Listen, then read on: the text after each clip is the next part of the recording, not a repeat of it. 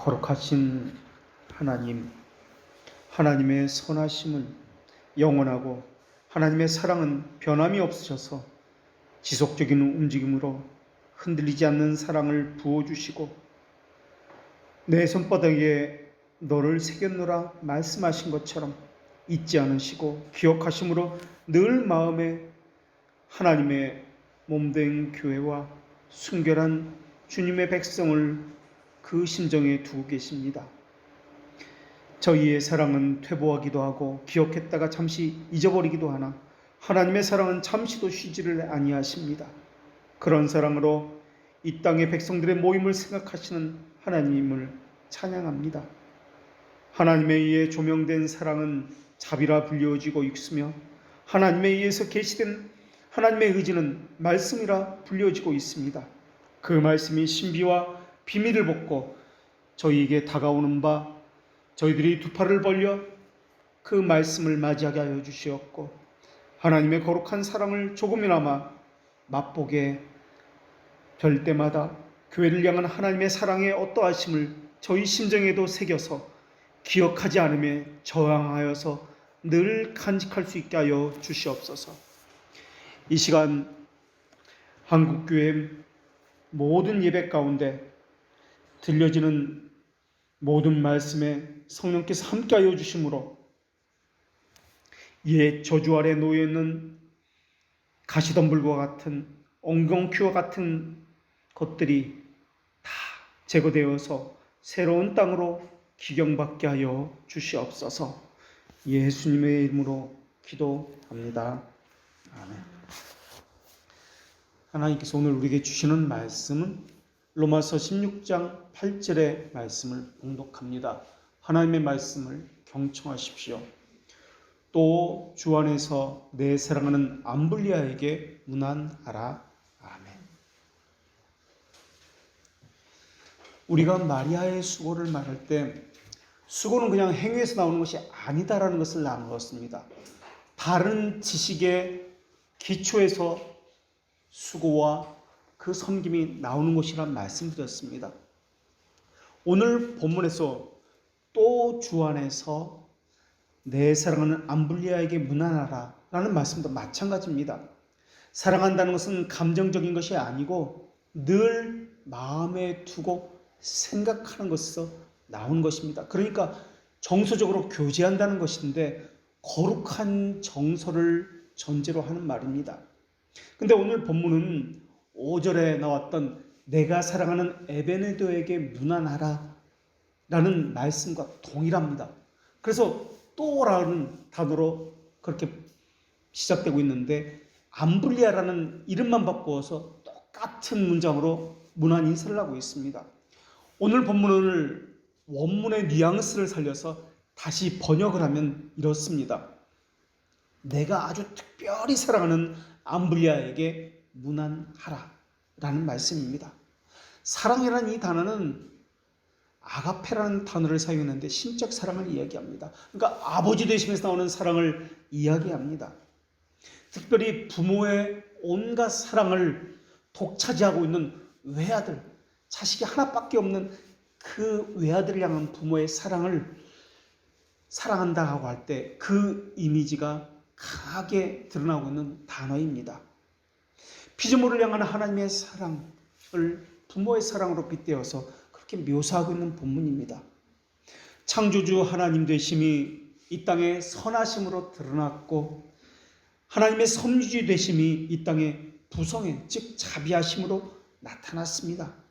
그러니까 오늘 본문은 부성애적 사랑을 말하는 본문이다 라고도 바꾸어 이야기할 수 있습니다. 그래서 사랑하는 아무개에게 문안하라 라고 할 때 성경에서는 거의 이 단어가, 그러니까 아가페토스라는 단어가 사용되었습니다.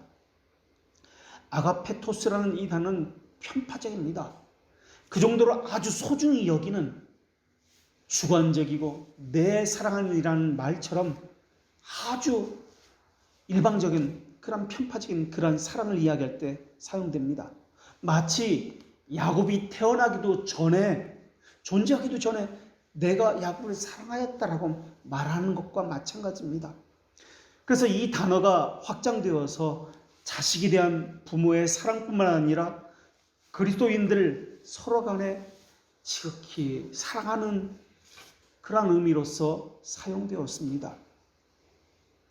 암블리아를 이렇게 사랑하고 있습니다. 그러한 표현으로 보아서 바울은 아마도 암블리아에 대해서 잘 알고 있었다라고 보여집니다. 암블리아라는 이름의 뜻은 크다라는 그런 뜻을 가지고 있습니다. 그리고 이름으로 보아서 남자라는 것 외에는 알 수 있는 것이 없습니다. 성경 어디에도 나오는 것이 없습니다. 그런데도 특별히 내가 사랑했다라고 이야기하는 것을 볼 때 아마 로마 교회에 크게 기여한 인물이 아닌가, 큰 일꾼이 아닌가라고 추정됩니다. 이름만 볼 때 암블리아라는 이름은 아마도 로마 노예 출신으로 보여집니다. 우리 이름은 성과 이름으로 이렇게 두 가지로 구성되어 있습니다. 성이라고 하는 것은 가문 대대로 똑같이 내려오는 패밀리 이름을 성이라고 이야기합니다. 그런데 로마 시민에게는 이름이 우리처럼 둘이 아니라 세 가지로 그렇게 구성되어 있습니다. 예를 들어서 우리가 잘 알고 있는 황제 가이우스, 율리우스, 카이사르, 이런 황제 이름이 있는데 이 황제 이름은 세 가지 이름으로 구성되어 있습니다. 이 이름은 보통 우리가 줄리우스 시저라고 불립니다. 이것의 본명이 뭐냐? 가이우스, 율리우스, 카이사르입니다. 그러니까 고대 로마 시민의 이름은 셋으로 구성되었는데 개인 이름, 시족명, 가명 이렇게 세 가지로 구성되어 있습니다. 그러니까 가이우스가 자신의 개인 이름입니다. 그리고 두 번째 나오는 율리우스는 그 패밀리, 시족 명입니다. 그 가문의 이름을 이야기해요.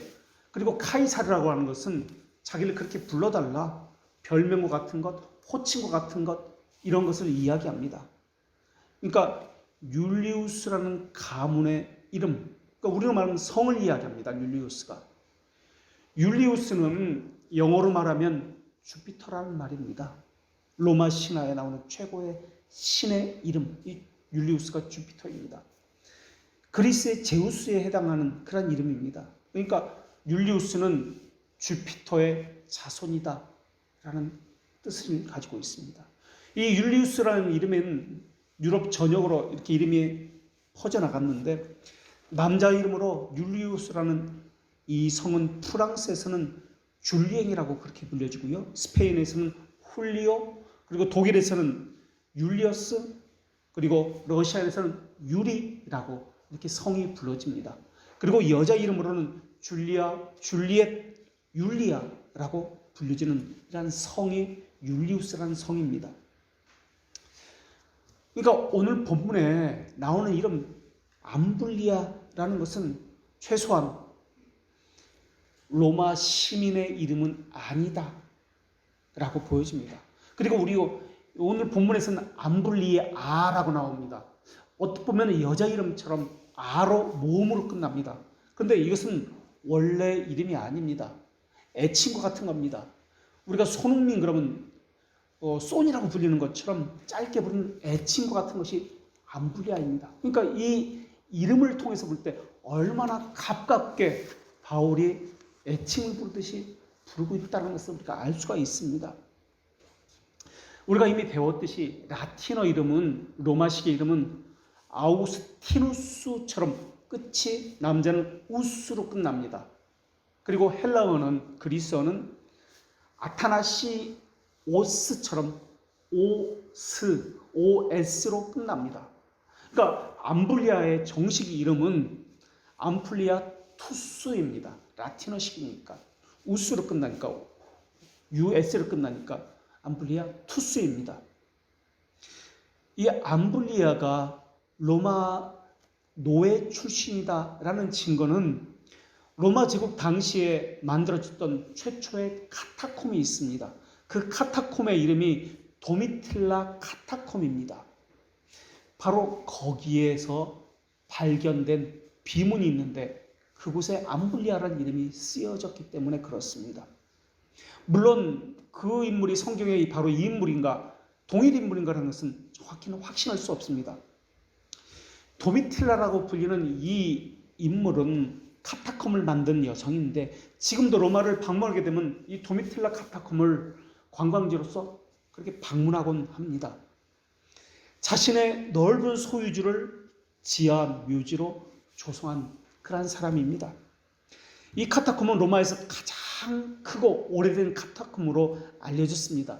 안으로 들어가면 지하 4층으로 15만 명 이상의 시신을 양쪽으로 좁은 길, 한 사람만 통과할 수 있는 이 길 좌우로 천천히 그렇게 들어서 있는 그런 묘지입니다. 동굴과 복도의 길이가 17km입니다. 도미틸라의 정식 이름은 파비우스 도미틸라입니다. 황제 티투스 그리고 그 다음 황제 도미티아누스 황제의 조카가 바로 도미틸라입니다. 그러니까 예수님께서 말씀하셨을 때 예루살렘이 무너진다 할 때 이때 그 황제가 티투스입니다. 그리고 도미티아누스는 그 동생인데 사도 요한을 유배시켰던 그런 황제가 도미티아누스입니다. 그리고 로마에 지금도 있는 개선문을 만든 그 사람이 티투스입니다. 그래서 그 개선문을 티투스의 개선문이라고도 이야기합니다. 플라비우스 왕조의 두 번째 황제가 티투스고요. 세 번째 황제가 그 동생 바로 도미티아누스입니다. 그러니까 플라비아누스 가문의 여성이 플라비아누스 도미틸라입니다. 그러니까 플라비아누스의 가문, 그러니까 베시파시우스 황제의 손녀가 바로 이 도미틸라입니다. 베시파시우스 황제는 네로 황제 다음의 황제입니다. 그러니까 지금 시대는 네로 황제 시대입니다. 그리고 몇 년 후에 베시파시우스 황제가 황제로 등극하게 됩니다. 바로 베시파시우스 황제 8억 전의 상황을 이 로마서에서 이야기하고 있고요. 지금 살아있는 암블리아에게 문안 인사를 보내고 있는 것입니다.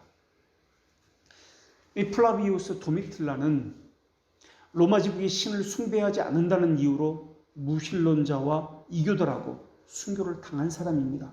그러니까 삼촌인 도미티아누스가 자기 조카를 죽여버린 겁니다. 이 도미틸라가 만든 그 집안에 있는 카타콤의 지하 묘지에 보면 아주 크고 화려한 글자로 암블리아라고 새겨진 묘지 비문이 하나 새겨져 있습니다. 그 지하 좁은 동굴에 화려할 수도 없고 클 수도 없는데 이 암블리아의 묘지는 아주 독특하게 그렇게 있는 것입니다. 그런데 그 묘비에 암블리아라는 이름만 새겨져 있었습니다. 그러니까 암블리아가 그 묘비를 볼 때 이름이 한자니까 로마 시민이 아니라 그 집안의 노예였지 않나라고 그렇게 추측해 볼 수 있는 겁니다. 로마 시민이라면 또 황제 가문의 사람이라면 이름만 적힐 수가 없기 때문에 그렇습니다. 이름, 성, 별칭까지 이렇게 세 개의 이름이 적혀야 하기 때문에 그렇습니다.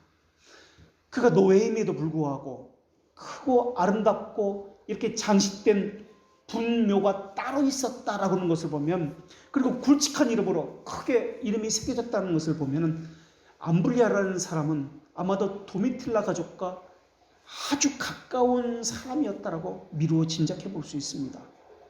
미루어서 볼 때 도미틸라와 암블리아는 주 안에서 믿음의 교제가 있지 않았을까라고 보여집니다.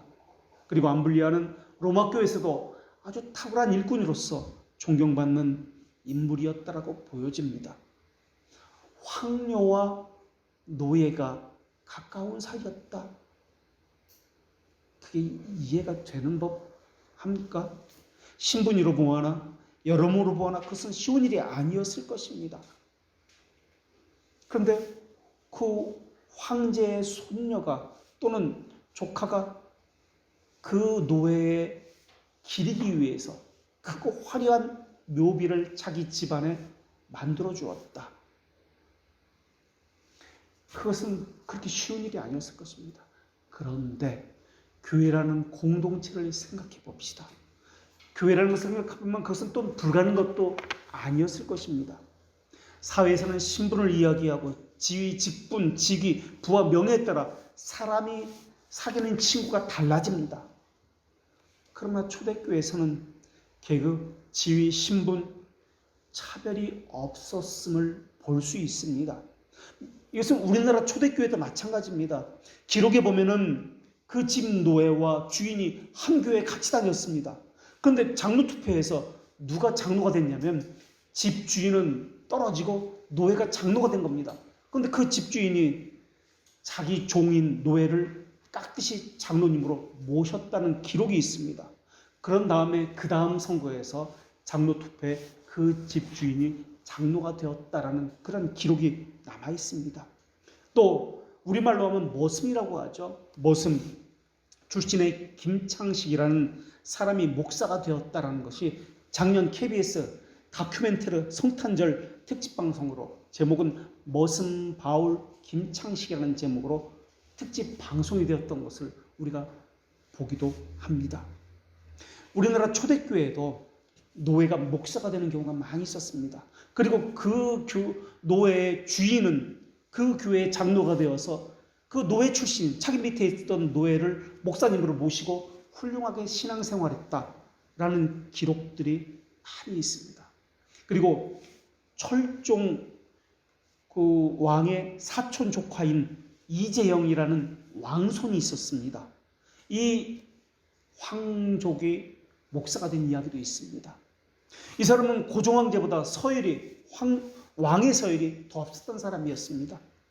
고종이 즉위할 때 아직 태어나지 않았기 때문에 왕이 되지 못했지만 그런 사람이 이재영이라는 목사님이 남대문교회와 승동교회에서 목회를 하다 세상을 떠났다는 기록도 그렇게 우리나라 초대교회에 기록이 남겨 있습니다.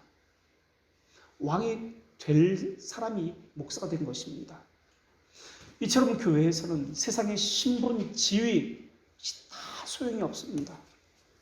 오늘날은 이상하게 사회적 신분이 바로 교회의 직분이 되는 것처럼 그런 신분이 되는 것 같은 세상이 되어버렸습니다. 이 당시 로마 시대에 노예가 교회의 지도자적인 위치에 올라선다 가능했습니다. 멀리 갈 것도 없이 우리나라 초대교회만 해도 그것이 가능했습니다. 우리가 드라마에서도 언젠가 했듯이 백정의 아들이 백정입니다. 대대로 백정입니다. 그런데 우리나라 최초의 서양식 의사가 되어서 그렇게 드라마로서 방영이 되었던 적도 있습니다.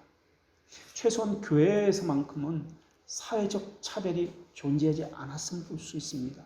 남녀 차별이 없었으며 신분, 지위, 빈복, 인종의 차별도 없었음을 볼 수 있습니다. 어떤 피부의 색깔을 가지고 있었는지, 어떤 문화에서 태어났는지 그것은 중요한 것이 아니었습니다. 왜냐하면 모두가 그리스도의 지체였기 때문에 그렇습니다. 하나님의 일꾼을 선택하는 기준도 세상의 기준과는 다릅니다. 세상은 외모와 겉 드러나는 것으로 판단하지만은 하나님은 그렇게 판단하지 아니하십니다. 로마 시대의 노예라는 이 출신은 당시를 연구한 학자들에 의하면 그렇게 쉬운 삶을 살지 못했습니다. 로마 제국의 노예 제도는 정복자의 권리에 해당됩니다. 전쟁에서 승리하면 승리자가 패자를 노예로 삼을 수가 있습니다. 그래서 노예라고 해서 주인보다 덜 똑똑하다, 못났다 그런 경우는 없습니다. 더 훌륭한 가문에서 태어날 수도 있고 더 많은 지식을 가질 수도 있습니다. 단지 전쟁에서 져서 끌려와 노예로 되는 경우가 많이 있었을 뿐입니다. 당시 외모를 보고 어떤 사람을 노예라고 말할 수가 없었습니다. 노예였다가 자유인으로 풀려난 사람도 언제든지 로마 시민이 될 수가 있었습니다. 그래서 해방 노예는 원래부터 자유인으로 살다가 가난한 사람에 비해서 어떤 면에서는 형편이 더 나은 경우가 많이 있었습니다. 해방 노예는 전 주인의 성을 따르는 경우가 많이 있었습니다. 그리고 노예에서 풀려난 경우에도 전 주인 밑에서 숙식을 제공받으면서 그 집의 일을 하는 경우도 많이 있었습니다. 그리고 해방 노예도 전 주인의 사랑을 받으면서 가족처럼 여겨서 가족 묘지에 묻힐 권한도 부여받기도 했습니다. 그런 측면에서 보면은 이 암플리아투스라는 이 사람은 플라비우스 도미틸라의 노예였다가 해방되었거나 아니면 그 가족처럼 여겨져서 그들의 가족 묘지에 함께 묻히지 않았나 라는 생각을 하게 됩니다. 물론 신앙인이었습니다. 도미틸라도 마찬가지로 신앙이었습니다. 어쩌면 신앙생활하다가 잡혀온 노예인지도 모르겠습니다. 어찌됐든 암블리아가 로마 시민권자인지 그냥 그 집안의 노예로 생을 마감했는지 자세히 모릅니다. 그러나 노예 출신이라는 것은 분명합니다. 그런데 로마 시민권자인 바울이 노예의 이름을 기억하고 있습니다. 어떻게 알았을까요? 아무도 알아주지 않는 노예의 이름을 어떻게 알았을까요? 그리고 어떻게 아주 특별한 사랑이라는 부모가 자식을 사랑하듯이 어떻게 사랑한다라고 말할 수 있었을까요? 이런 것을 보면은 영지주의자나 니골라주의처럼 계급적이고 이원론적인 그것으로 사람을 나누는 이단적 사상은 최소한 로마 교회 내에 발을 들여놓지 못한 것으로 보입니다. 성경에 보면 에베소 교회나 버가모 교회는 니골라당의 교회 안으로 들어오게 되는 것을 볼 수 있습니다. 물론 니골라당에 대한 반응은 에베소 교회와 버가모 교회는 정반대였습니다. 에베소 교회는 니골라당의 행위를 미워했습니다. 그래서 하나님에게 칭찬을 받았습니다. 그러나 버가모 교회는 니골라당의 행위를 따라갔습니다. 그래서 책망을 받았습니다. 니골라당이라는 개념은 신분을 나누는 겁니다. 계급을 나누는 겁니다. 평신도, 성직자. 그래서 평신도라는 말은 이것은 로마 가톨릭의 이원론적인 그런 계급을 나누는 그런 말입니다. 이게 니골라당의 행위입니다. 그런 걸 보면 로마 교회는 교리적으로 다른 교회보다 그래도 순수했으며 든든히 바르게 세워졌다는 것을 우리가 볼 수 있습니다. 목회자가 없는 교회인데도 말입니다. 초대교회 예배장소는 우리가 알고 있는 대로 각 가정에서 모였다고 알고 있습니다. 예배 시간은 처음에는 저녁이나 밤에 모였을 것으로 추정됩니다. 드로아 교회에서 바울의 강론이 너무 길어지자 밤중 새벽까지 계속되어지자 졸다가 3층에서 떨어진 유두고의 예를 통해 보듯이 예배가 아무래도 저녁이나 그 당시에는 주일이라는 것이 공휴일이 아니었으니까 그냥 평상시처럼 일을 합니다. 그리고 저녁에 밤에 예배가 있었다고 보여집니다. 그리고 나중에 점점 이것이 바뀌어져서 부활을 기념하기 위해서 새벽을 기릴 때 예배 시간이 점점 일과 전으로 바뀌어졌다라고 보여집니다. 근데 생각해 보십시오. 공휴일이 아닙니다. 아직. 저녁에 모이든 밤중에 모이든 하루 일과 전에 모이든 이 당시 하루 일과는 새벽 6시에 시작되었습니다. 학교가 새벽 6시에 시작됐어요.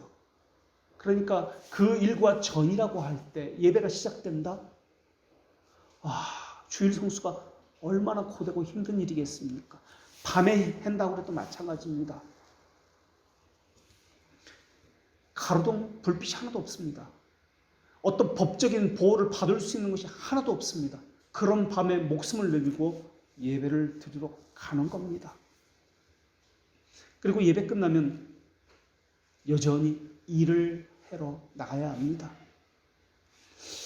바울이 편지를 주고받던 이 시기는 언제 예배를 드렸는지는 정확히 알 수 없지만 아무래도 저녁에 하지 않았을까라고 추측되어집니다. 어찌됐든 저녁이든 새벽이든 주일 자체가 육체적으로 고된 삶이라는 것을 부인할 수가 없습니다. 우리는 오늘날 토요일날 쉽니다. 피곤하다고 늦잠 자고 예배 시간에 늦는 사람도 많이 있습니다. 야근해서 피곤해서 교회에 못 오는 사람도 많이 있습니다. 이 당시 사람들과 단순 비교한다는 것은 사실 무리가 있을 수 있지만 신앙에 차이가 있다면 어느 한쪽이 분명 잘못된 것이라고 보여집니다. 당시 종의 모습은 디아코니아라는 말을 통해서도 볼 수 있지, 주인이 식사할 동안 옆에서 계속 서서 서빙을 해야 하는 일을 했습니다. 그런데 교회에서 식사를 한다고요? 종이면 어떤 일을 해야 하는 것입니까? 교회 내에 노예도 있습니다. 주인도 함께 있습니다. 함께 그곳에서 식사를 한다면 어떻게 해야 하는 것입니까? 근데 교회에서는 함께 한 식탁에 둘러앉아서 한 자리에서 식사를 했습니다. 노예이기 때문에 가난하다고, 부자이기 때문에 주인이라고 성찬에 참여시키고 또한 제거하고 제하고 그런 것이 없었습니다. 지금이나 신분이나 인종차별 같은 것이 거의 없어졌지만 그 당시에는 주인과 노예가 같은 자리에 앉는다는 자체가 큰 매우 충격적인 일이었을 것입니다. 그래서 니골라당처럼 계급주의가 교회 내에서 성행했는지도 모르겠습니다. 바울은 로마 시민권자입니다. 자기 부모로부터 대대로 로마 시민권자입니다. 그런 사람이 노예에게 사랑한다고 말을 하고 있습니다. 이런 말은 노예가 주인에게 사랑합니다, 주인님이라고 해야 하는 거 아닐까요? 바울은 그런 거 따지지 않습니다. 사랑한다고 말할 수 있고 서로 교제할 수 있는 이유가 무엇 때문에 그렇습니까? 주 안에서 함께하기 때문에 그렇습니다. 심적인 차이, 어떤 차이는 전혀 느끼지 못합니다. 신앙이라고 하는 것은 지식만 다루는 것이 아니라 감정, 의지, 이 모든 것을 다 포함하고 서로가 교제를 하는 것을 이야기합니다. 우리는 서로 지체라는 것을 배워서 알고 있습니다. 사랑해야 한다는 것도 말을 배워서 알고 있습니다. 과연 그것이 쉬운 일일까요? 그리스도인의 삶이 청직이라는 것을 배워서 알고 있습니다. 과연 청직이라는 것을 배워서 알고 있지만 청지기적 삶을 사는 것은 그렇게 쉬운 일일까요? 사람의 영은 지성과 의지로 구성되어 있습니다. 하나님이 욥에게 질문하는 장면이 나오는데 바로 그 질문의 근거에서 이것을 이야기합니다. 욥기 38장 36절에 보면 가슴속의 지혜는 누가 준 것이냐, 수탉에게 슬기를 준 자가 누구냐라고 말씀하십니다. 이것을 원어적으로 보면 사람의 가슴속에 지혜를 준 자가 누가 준 것이냐, 마음속의 지혜를 누가 준 것이냐라고 하면서 지혜와 총명이라는 단어, 학함과 비나라는 단어를 사용합니다. 수탉이라고 번역되었는데 이것은 나일강의 홍수를 미리 예측했던 동물의 지혜를 의인화해서 지혜와 분별력을 짐승에게까지 주시는 분이 사람에게 무엇이든 주시지 않겠느냐라고 하는 의인화의 말씀입니다. 바로 여기서부터 사람의 영혼은 마인드와 하트라는 것을 가지고 이야기합니다. 인간의 영혼이 아무리 타락하고 왜곡되었다 할지라도 사람은 창조주 하나님으로부터 선물을 받았다는 것을 인정해야만 합니다. 이를테면 우리가 세속적인 글이나 소설을 읽어도 진리에 대해서 감탄할 만한 빛이 우리 안에 조금은 남아 있습니다. 그래서 글을 읽을 때 마음이 움직이고 감격하게 되고 감정이 동하게 됩니다. 이러한 것을 자연적 은총이라고 이야기합니다. 이런 것은 하나님의 성령께서 인류를 위해서 배분하시는 가장 탁월한 복입니다. 하나님은 성막을 지으셨던 부살렐과 오홀리압에게도 지혜와 총명을 주셨습니다. 비록 나무를 깎고 성막을 만들고 하는 것에 불과했지만 하나님께서 주신 은사였습니다. 우리에게 지혜와 총명이 있다면, 은사가 있다면 모두 하나님에게 기인시켜야 합니다. 그리고 이러한 은총은 사회 질서와 인간 사회의 덕을 위해서 사용되어야 합니다. 지혜와 총명만 그런 것이 아닙니다. 우리 안에 있는 정서도 마찬가지입니다. 사람을 존중하는 태도는 우리 안에서 나올 수 있는 것이 아니라 하나님의 너그러움에서 나올 수 있는 것입니다. 타락전 태초의 사람은 무지나 불경건함이 없었습니다. 모든 것을 아끼고 사랑했습니다. 사람이 직접 모든 피조물에게 이름을 지어줄 정도로 애정을 가지고 관심을 가지고 있었습니다. 그런데 죄를 짓고 타락하게 되자 하나님을 대적하는 심정이 들어오게 되었습니다. 타락이라고 하는 것은 기능이 망가졌다는 말보다도 그 방향이 바뀌어졌다라는 말입니다.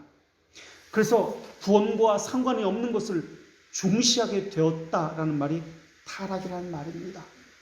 구원과 관계없는 것을 더 중요하다고 여기고 있는 것이 타락이라는 말의 의미입니다. 그러니까 하나님 중심적인 것이 자기 중심이 되었다. 상황 중심적인 것이 되었다. 이게 타락이 말하고자 하는 의미입니다. 우리는 형상을 이야기할 때 하나님에 대한 지식과 거룩과 의로움을 하나님의 형상이라고 이야기합니다. 그래서 하나님의 형상대로 창조함을 받았다고 할 때 그 사람 안에 하나님을 아는 지식이 있는가? 거룩, 하나님과의 관계에서 오는 거룩이 있는가? 이웃과의 관계에서 나오는 의로움이 있는가? 이것을 갖추어지는 것을 하나님의 형상을 가졌다라고 이야기합니다. 그런데 타락은 이것이 무너져 버린 겁니다. 그래서 무지로 나타나고 불의로 나타나고 불경건함으로 나타나는 것입니다. 중생이라는 것은 이것이 다시 회복되어서 하나님을 아는 바른 지식을 가지게 되었으며 하나님을 향한 거룩의 심정을 가지게 되었으며 이웃을 향한 의로움, 이 공정함을 가지게 되게 시작합니다 라는 뜻입니다. 자기만의 극단적 이기심을, 자기 사랑을 타락이라고 이야기합니다. 왜 다른 것은 좋은데 하나님 말씀 듣기는 싫어하고 배우는 거 싫어하고 순종하는 거 왜 싫어하는지 아십니까? 그것은 우리 부패한 무지가 시키는 것이기 때문에 그렇습니다. 왜 하나님 말씀, 교회의 규율, 질서를 따르는 것 싫어하는지 아십니까? 왜 불순종하는지 아십니까? 자기 안에 있는 이 부패성, 하나님을 대적하는 이 성향이 시키는 것이기 때문에 그렇습니다. 하나님과 교제하려는 의지가 왜 없는지 아십니까? 하나님의 뜻에 일치하려고 그렇게 살고 싶은 그 의지가 왜 없는지 아십니까? 타락한 자의 전형적인 모습이기 때문에 그렇습니다. 중생은 의지의 변화입니다. 깨달았다고요? 갈등한다고요? 고민한다고요? 그것은 영지주의자의 모습입니다. 깨달았다고 이야기하는 것은 성경에서 의지의 변화를 이야기합니다. 순종을 이야기합니다. 삶의 변화를 이야기합니다. 그래서 하나님의 형상의 회복은 중생된 자들에게만 허락된 것입니다. 죄라고 하는 것은 모두가 함께 어우러진다는 것을 깨트려 버린 것입니다. 자기 선만을 추구하는 것입니다. 다른 말로 하나님께 일반적인 온전한 것들을 추구하지 않는 것을 이야기합니다. 죄를 진 이후로, 타락 이후로 나타난 것이 계급입니다. 관계가 어그러짐입니다. 조화, 질서의 순종, 이것이 다 깨어져 버린 겁니다. 차별, 모순, 홀로 사는 것으로 나타납니다. 자기 중심적이 되어서 가족이라는 개념도 파괴되었습니다. 생육하고 번성하는 문화 명령도 내 상황이 이래서 나는 안 돼. 나는 지금 자녀를 낳을 수가 없어. 나는 결혼 안 해. 독신주의자야. 이러한 것이 바로 타락한 상황 때문에 나타나는 것입니다. 하나님을 대적하는 것입니다. 이러한 것은 하나님의 명령을 어기는 것입니다. 죄의 문제를 해결하지 못하는 사람은 하나님의 계시를 언제나 왜곡합니다.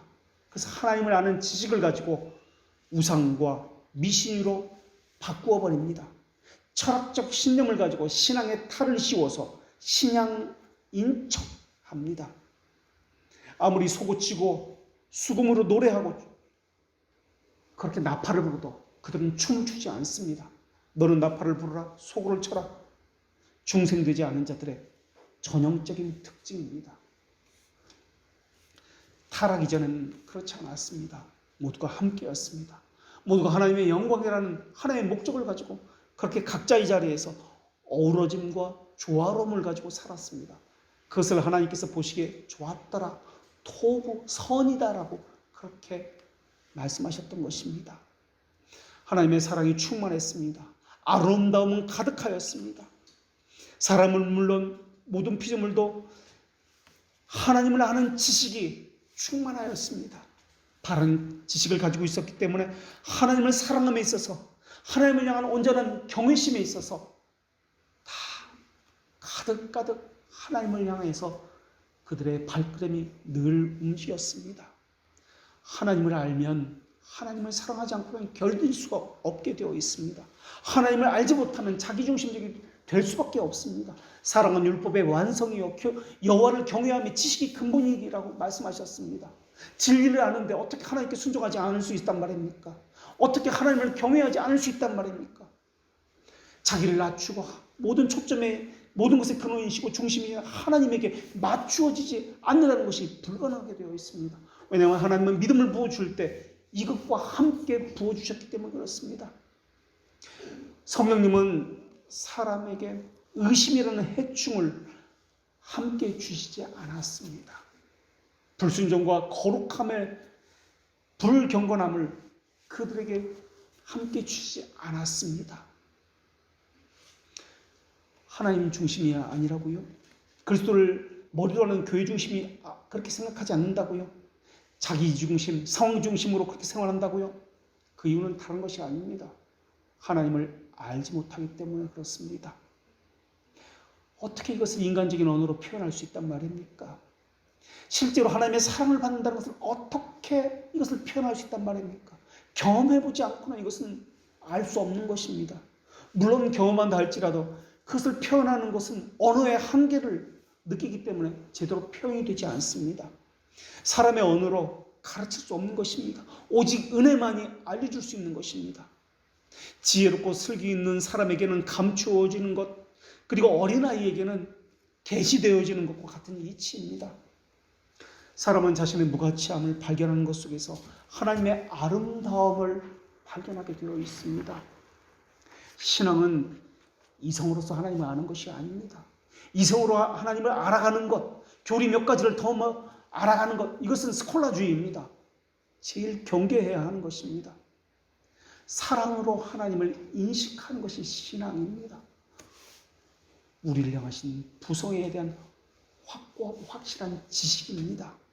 하나님은 사랑이기 때문에 하나님 안에 거하는 자는 주의 몸된 교회와 그 지체를 함부로 하지 않습니다. 하나님의 영예를 짓밟지 않습니다. 하나님의 말씀에 불순종하지 않습니다. 사랑의 근원이신 하나님께 향하여 나아가는 것이 사랑의 정체입니다. 사람은 타락으로 인해서 그릇된 것을 선택합니다. 불순종으로 하나님을 대적합니다. 그러나 하나님께서 사랑하시는 자는 중생을 경험하게 되고 겸손히 하나님께 순종할 수 있고 온유함으로 하나님을 경외하게 됩니다. 이것은 반드시입니다. 우리가 하나님의 사랑을 인식하게 될 때 그걸 중생의 경험이라고 이야기합니다. 인식하고 인지하는 것. 중생은 우리는 알지 못한다는 비밀적이다, 신비한다. 그래서 하나님 스스로 하시는 일을 중생이라고 이야기합니다. 그러나 중생의 경험과 중생은 다른 것입니다. 중생의 경험은 인지한다, 우리가 깨닫는다 라는 뜻입니다. 그래서 하나님의 사랑을 인식하게 될 때, 중생의 체험을 하게 될 때 특별한 증거를 우리 영혼 안에 가지게 됩니다. 그래서 그것을 가진 사람은 그것으로 하여금 자비를 행하게 되고 성령님으로 말미암아 부어진 그 사랑을 교회를 향해서 나타낼 수밖에 없게 되어 있는 것입니다. 지금 교회에 필요한 것이 무엇이지? 왜냐하면 그리스도를 사랑한다는 것과 지체를 사랑한다는 것은 별개가 아니기 때문에 그렇습니다. 스스로 생각합니다. 자발적입니다. 교회를 위해서 내가 무엇을 할 수 있는 것이지? 사랑은 이성을 밝히고 이성은 사랑을 가르쳐줍니다. 단지 주지주의를 넘어서 자신의 삶에서 하나님의 실존을 인식하게 됩니다. 그리고 그것은 신앙의 깊이를 더해가면 갈수록 그 깊이도 사랑을 아는 깊이도 더해갑니다. 그러나 사랑이 없는 이성은 교만하게 만듭니다. 교리만 아는 것을 가지고는 교만해질 수밖에 없습니다. 이성 없는 사랑은 반대로 정욕과 탐욕에 불과합니다. 주님을 사랑한다는 것은 주님만 사랑한다는 뜻이 아닙니다. 그리스도께서 머리로 계신 교회를 사랑한다는 뜻입니다. 또 지체를 향한 그 사랑을 나타낸다는 뜻입니다. 그래서 지체를 향한 섬김으로, 교회를 향한 섬김으로 자신의 하나님을 향한 사랑이 진실하다는 것을 보이게 되어 있습니다. 하나님의 말씀에 순종함으로 자신의 사랑이 하나님을 향해 있다는 것을 보이게 되어 있습니다. 사랑은 그 대상만을 생각합니다. 사랑은 늘 그 하나님만을 생각합니다. 그 하나님의 말씀만을 묵상하는 것으로 그 특징이 드러납니다. 사랑하는 대상을 잊었다고요? 바빠서 하나님의 말씀을 잊고 살았다고요? 그것은 다른 것이 아닙니다. 사랑하지 않는다는 뜻입니다. 어찌 그 어미가 자식을 잊으리요? 하나님이 사람으로 하여금 하나님을 사랑하도록 창조하셨습니다. 그래서 중생된 자라면 반드시 하나님을 사랑하도록 그렇게 빚어져 갑니다. 이것이 제대로 된 사람에게, 하나님의 형상을 가진 사람에게 나타나는 현상입니다. 하나님이 사랑이니까 하나님과 교회를 사랑하고, 하나님이 진리이니까 바른 진리를 사모하게 되고 진리를 찾아 다니게 되는 것입니다. 자연스러운 일입니다. 거짓 교리 아래, 거짓 진리 아래 자신을 맡긴다고요? 그 아래서 양육을 받고 있다고요? 그리고 또 진리의 성령님이 자신과 함께하고 있다고, 하나님이 그래도 우리를 사랑한다고, 이런 거짓말이 어디 있습니까? 거기엔 진리가 없는데, 거짓 외에, 속이는 것 외에도 없는데 진리 하나님이 우리와 함께하고 우리를 사랑한다고, 하나님의 속성을 거슬려서 하나님이 일을 하신다고요? 돌이 위에서 아래로 떨어지는 것처럼, 물이 위에서 아래로 흐르는 것처럼 우리의 사랑도 자연스럽게 교회를 향해서 흘러가고 지체를 향해서 흘러가게 되어 있습니다. 마치 바울이 신분과 모든 것을 초월해서 내 사랑하는 암블리아에게 문안하라라고 말하는 것처럼 말입니다. 사랑에 무슨 신분, 지위가 무슨 필요 있습니까? 국경, 인종이 무슨 필요가 있습니까? 주 안에서 그 사랑을 받았다면 자연스럽게 교회를 향해서 흘러가게 되는 것 아닙니까? 교회를 힘들게 한다고요? 교회를 아프게 한다고요? 그냥 힘겨운 상태로 내버려두고 그건 목사님 몫이니까 나는 모르겠다라고 그렇게 말한다고요? 하나님을 기쁘게 하듯이 지체를 기쁘게 하는 것, 교회를 기쁘게 하는 것이 당연히 나타나게 되어 있습니다. 목사에게 근심 걱정거리를 끼치고 스트레스를 주는 것, 이 신앙 아닙니다. 우리가 사랑한다면 자연스럽게 그 사랑이 배어져 나와야 합니다. 누가 시켜서 되는 것 아닙니다. 자발적입니다. 자기 스스로 기뻐서 하고 싶어지는 겁니다. 이게 사랑의 특징입니다. 오늘 본문의 말씀처럼 부모가 자식을 지극히 사랑하듯이 본성적으로 신적인 사랑이 하나님에게 사랑을 받았으니 그것이 교회와 지체를 향해서 흘러가는 것입니다. 하나님은 사랑이십니다. 하나님 안에 거하는 사람은 사랑 안에 거하고 하나님은 또한 그 사랑 안에 거합니다. 교회를 향한 사랑이 그러합니다. 하나님을 향한 사랑은 하나님의 말씀 안에 자기를 두고 묵상함으로 그 하나님을, 그 사랑을 유지합니다.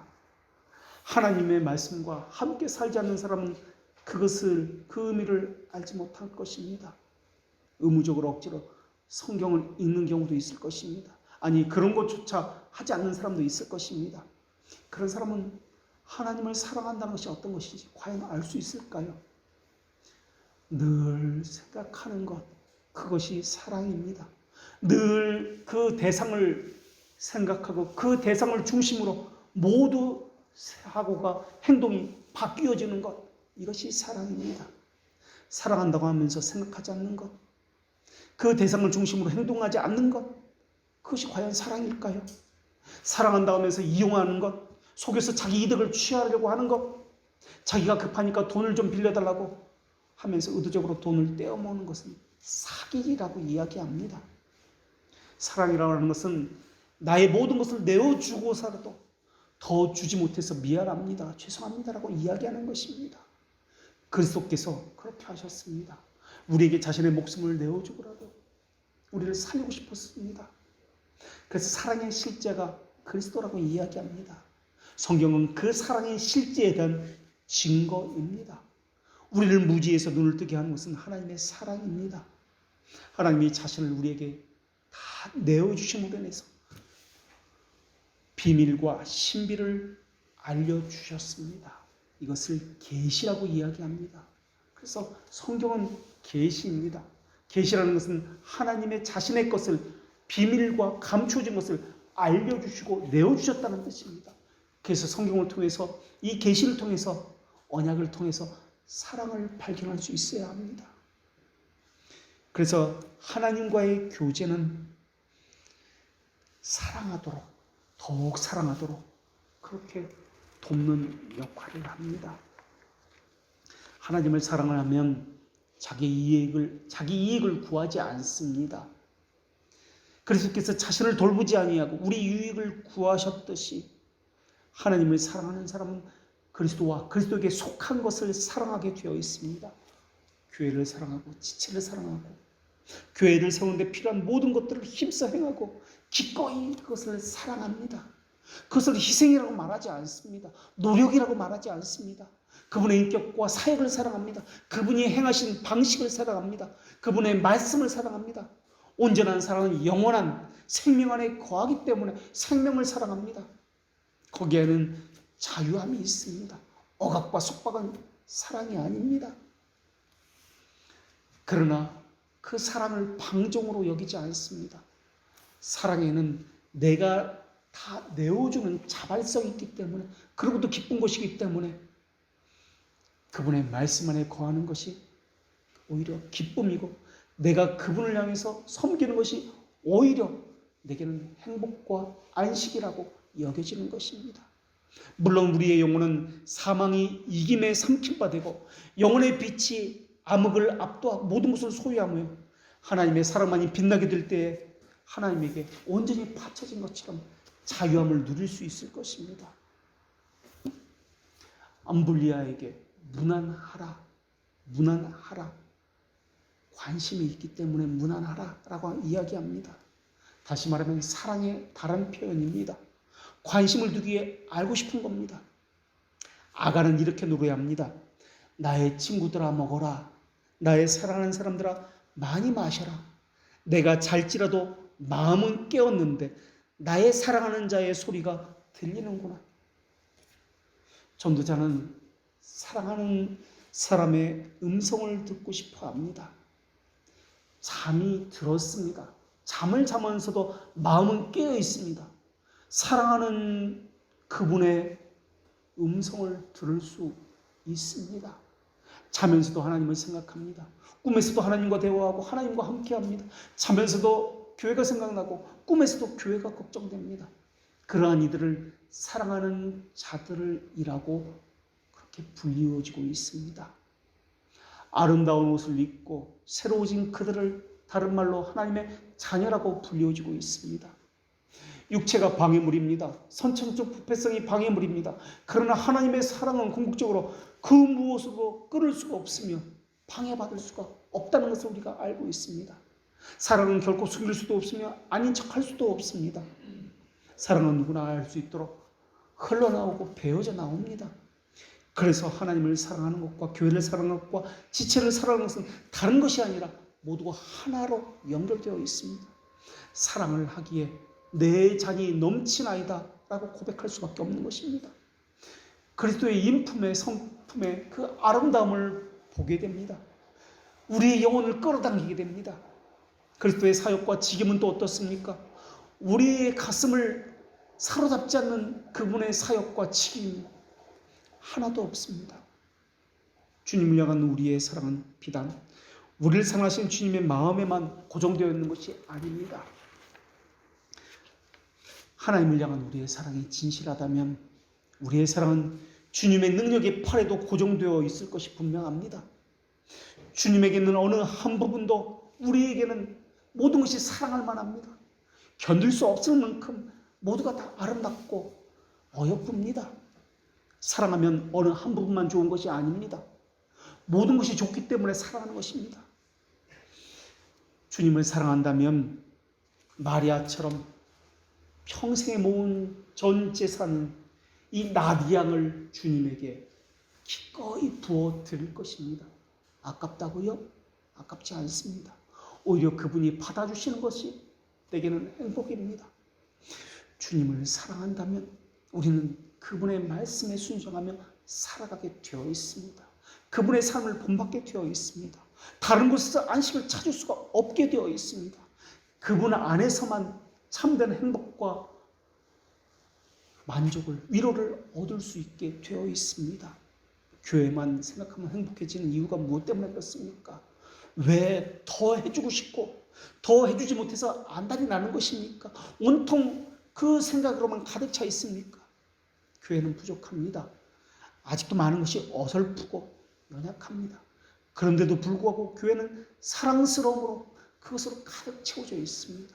왜냐하면 그곳의 주인이 그리스도이기 때문에 그렇습니다. 보라, 내가 너를 내 손바닥에 새겼고 내가 너를 내 손바닥에 새겼다고 하나님은 말씀하십니다. 이 말씀을 잊지 않고 내가 항상 내 마음에 너희를 두었노라 라는 말씀입니다. 너의 인격, 너의 모습, 너의 사장, 너의 처지, 너의 연약함, 심지어 죄와 부족함까지 나는 기억하고 다 새기고 있노라 라는 뜻입니다. 마치 생명책에 기록되어 있는 것처럼 그게 사랑을 이야기하는 것입니다. 이런 사랑은 물론 사람에게서 나올 수 있는 것이 아닙니다. 그러나 하나님의 사랑을 받은 자는 그러한 사랑을 사모하게 되어 있고 그러한 사랑을 하게 되어 있습니다. 죄로 더럽혀진 사람을 받아주시는 것 자체가 엄청난 사랑입니다. 그리스도 안에서 용서함을 발견할 수 있는 것 자체가 크나큰 사랑입니다. 그러한 죄인과 하나님이 교제한다고요? 그 자체가 엄청난 사랑입니다. 교회는 그러한 사랑을 받고 있는 곳입니다. 교회는 사랑이 확인되어지고 사랑이 베풀어지는 곳입니다. 미워하고 갈등하고 고민하고 할 시간이 없지 않습니까?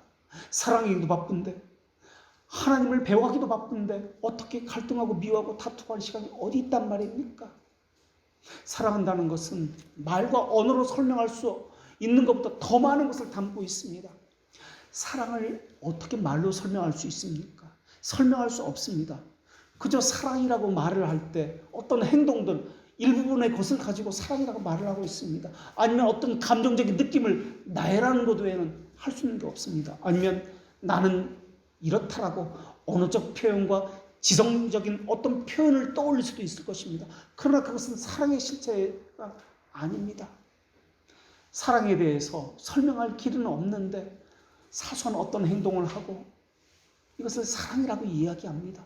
선물을 주는 것, 커피를 타서 갖다 주는 것, 이것을 사소한 행동이지만 사랑의 표현이라고 이야기합니다. 주의를 기울이고 관심을 갖고 늘 생각하는 것, 그의 부족함을 내 것으로 내어주어서 채워주는 것, 이것이 사랑입니다. 어리석은 것 같습니다. 사랑하는 대상 외에는 다른 것이 보이지가 않습니다. 넋이 빠져 있습니다. 그 대상에게만 말입니다. 이것이 사랑입니다. 오직 그 대상에게서만 아름다움을 찾을 수 있는 것, 이것이 사랑입니다. 그분만 눈에 들어오지 다른 것은 들어오지 않습니다. 온통 그분만이 느껴지고 그분만으로 가득 채워지고 모든 것을 그분과만 관련지어서 생각합니다. 항상 어디를 가든지 무엇을 하든지 그분과 함께하며 그분이 인식되어집니다. 그런데 한 주간을 살면서 인식이 되지 않는다고요? 그분에 대해서 아무 할 말이 없다고요? 그분의 말씀을 들었는데 깨닫는 것이 없다고요? 이것은 뭐라고 이야기해야 될까요? 나눌 수 있는 것이 없다고요? 이것은 뭐라고 이야기해야 할까요? 그분의 말씀에 순종하지 않는다고요? 그것은 뭐라고 이야기해야 할까요? 그분 때문에 참을 수 있는 것입니다. 그분 때문에 천년만년 기다리라면 기다리고 싶은 것이 사랑입니다. 그분의 말씀이기 때문에 다 믿어지고 싶고 다 견딜 수 있는 것이 사랑입니다. 불순종이라는 것은 감히 꿈에서도 생각해 볼 수 없는 불경한 것입니다. 부모가 유일한 아들을, 유일한 자식을 사랑할 것 같은 단어가 오늘 본문에 사용된 그런 단어, 사랑이라는 단어입니다. 무조건적이라는 뜻입니다. 온통 자식 걱정으로 가득 채워진 부모처럼 말입니다. 다 믿어주는 것, 다 내어주는 것, 그리고도 내가 미안하다, 잘못했다, 더 내어주지 못해서 내가 잘못했다라고 말하는 것이 사랑입니다. 이것이 교회를 향한 사랑입니다. 바울의 교회를 향한 사랑만이 그런 것일까요? 암블리아가 로마 교회를 향한 사랑도 그런 것 아니었을까요? 자신의 생명을 조금도 귀한 것으로 여기지 아니하노라. 이것은 실제 순교로 이어지게 되었습니다. 바울처럼 암블리아도 믿음의 역사와 소망의 인내와 사랑의 수고가 있었을 것입니다. 아니, 이들만 그런 것이 아니었을 것입니다. 하나님의 백성은 누구든지 그건 어디서 무엇을 하든지 동일한 성질의 사랑을 가지고 있었을 것입니다. 왜냐하면 그 사랑은 모두가 다 하나님으로부터 받은 사랑을 가졌기 때문에 그렇습니다. 사랑은 사랑을 낳습니다. 예전에 경험했던 그 사랑과 그 느낌, 그 한계치를 늘 초월하는 것이 사랑입니다. 그 지식, 그 행동을 늘 능가하는 것이 사랑입니다. 사랑은 그래서 후퇴나 뒤로 물러남이 없습니다. 앞으로 더 나아갑니다. 더 풍부해집니다. 더 세밀해지고 더 다양해집니다. 사랑하면 사랑할수록 더 깊어지는 것입니다. 더 넓어지고 더 높아지는 것입니다. 하나님의 사랑은 무한되고 영원한 사랑이기 때문에 자신이 경험했던 그 한계를 더 뚫고 나아가게 되어 있습니다. 지식은 풍부해지고 말의 표현력도 더 다양해집니다. 언어와 문자의 제한을 넘어섭니다. 그래서 서로 사랑하는 자들 안에서 서로가 사랑한다는 것을 깨닫게 됩니다. 혈연, 지연, 학연을 통해서 이루어지는 사랑, 이것은 하나님의 사랑을 이해할 수 없습니다. 바울과 암블리아의 교제는 주 안에서라는 단서를 분명히 달고 있습니다. 성도의 기준은 예수 그리스도의 은혜를 통해서 한 지체가 되었다는 인식으로부터 시작되기 때문에 그렇습니다. 주 안에서가 이루어지지 않으면 이러한 모든 교제는 이루어지지 않습니다. 주 안에서, 그리스도 안에서라는 말은 우리 지난주에 살핀 대로 연합이라는 단어, 접붙임이라는 단어의 뜻입니다. 연합되지 않은 백성은 주의 백성이 아닙니다. 물론 이 땅의 교회는 복음적 부르심을 받은 사람이 있고 유효한 효과적 부르심을 받은 사람이 있습니다. 복음적 부르심을 받은 사람은 그저 하나님의 말씀을 들을 뿐입니다. 순종하지 않습니다. 그러나 효과적 부르심, 성령에 의한 유효한 부르심을 받은 사람은 하나님을 기뻐하고 사랑하고 거룩한 옷을 입었기 때문에 하나님의 말씀을 즐겨 순종합니다. 사랑은 그 대상, 그 존재 자체로만 만족한다는 특징이 있습니다. 그가 내게 어떤 것을 주는지 그것은 그 다음 문제입니다. 그분 때문에만 만족합니다. 그분이 무엇을 주셨기 때문에 만족하는 것 아닙니다. 그분 자체가 목적입니다. 다른 것은 그분을 위한 수단에 불과합니다. 목적과 수단은 절대 바뀌지 않습니다. 하나님의 말씀, 교회의 가르침, 교회의 질서와 기강, 교회가 행하는 것 그냥 다 좋은 겁니다. 사랑하기 때문에 그저 순종하고 따르고 기뻐합니다. 다른 이유 없습니다. 내가 사랑하는 교회이기 때문에 그렇습니다. 내가 바빠서 그렇다고요? 내 상황이 안 돼서 그렇다고요? 어떻게 사랑 앞에서 그런 말을 할 수 있단 말입니까? 항상 생각나는데, 항상 함께 있는데, 그분의 말씀이 내 안에서 이렇게 살아서 펄펄 뛰고 있는데 어떻게 주일까지 기다린단 말입니까? 매일 주일이 되었으면 좋겠습니다. 매일 말씀을 들었으면 좋겠습니다. 교회가 그냥 생각납니다.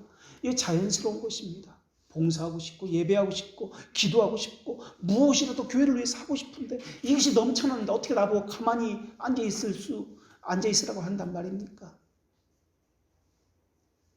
우리는 목회자에게 어떤 사람으로 기억되고 있습니까?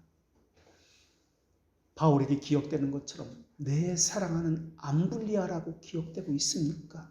아니면 찌르는 창질과 같고 가시와 같은 자라고 기억되고 있습니까?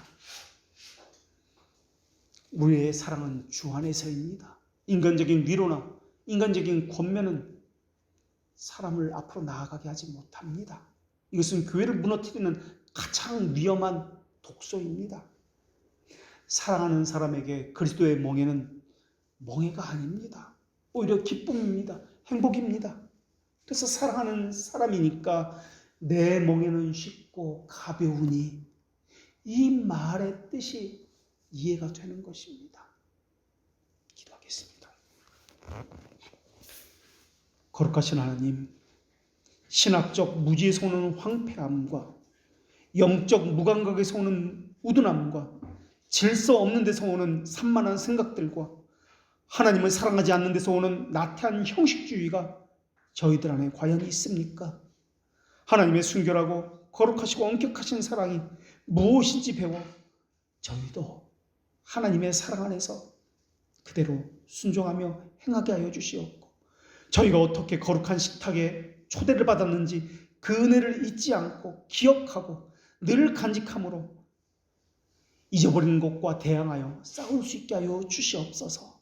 자녀됨과 영광과 언약들과 예배와 약속이 주의 몸된 이 교회와 함께 있사오니 우리는 주의 교회에 속한 자들로 인해서 주님을 영원히 기뻐하고 찬양하며 동행하는 자들 되게 하여 주시옵소서. 예수님의 이름으로 기도합니다.